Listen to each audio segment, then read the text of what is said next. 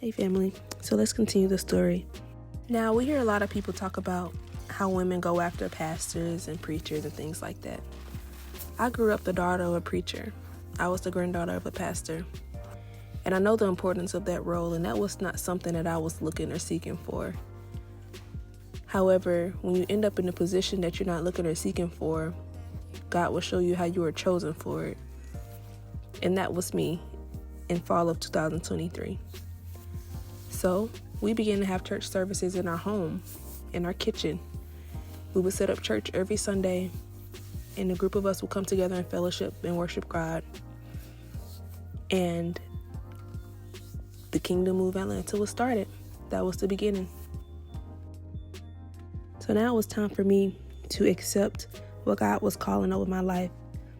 And not only time for me to accept it, but to fully say yes to it.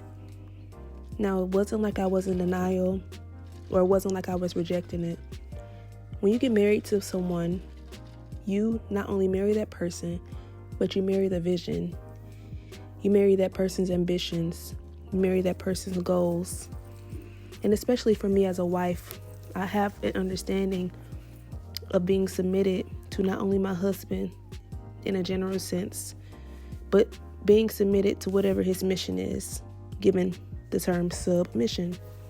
That doesn't mean I don't have my own goals, but that does mean with my husband being the head of our household and our family, whatever God is leading him in, I'm going to be right there to support him. So with that being said, now I'm a first lady, I'm a wife, soon to be mom, which came about maybe 10 months later. And I was beginning to find my rhythm of holding all those titles. So with that, going about life, you have to look through every lens of whatever role you're in. When you're a mom, you look through the lens of a mom in almost everything. When you're a wife, you look through the lens of a wife in a lot of things. So that even applies for being a first lady.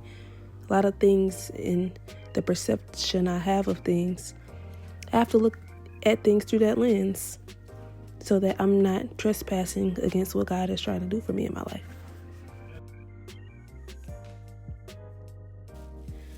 So I encourage you, in whatever call God is leading you in, don't feel like you're unqualified.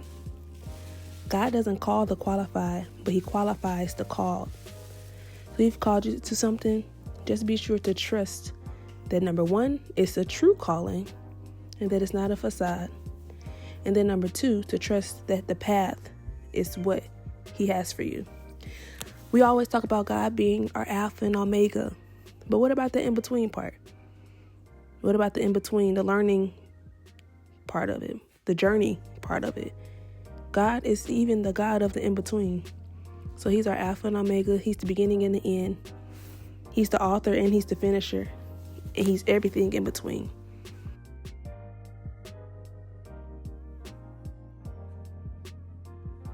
Let's look at David. David was not qualified. People looked at him and thought he was not capable. But the thing about it was God had called him. And because God called him, God increased his capacity to be able to accept and conquer any challenge that was set before him. Now, that doesn't mean David didn't make mistakes. And David did have a journey that he was on.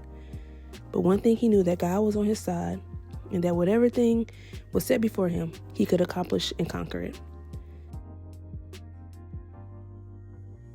So as you go through that process of whatever call God is giving to you, as you say yes to the call, know that God is increasing your capacity to be able to operate in whatever call he has called you to. And know that I am praying for you, that you will be the best you that you can be in whatever call that may be.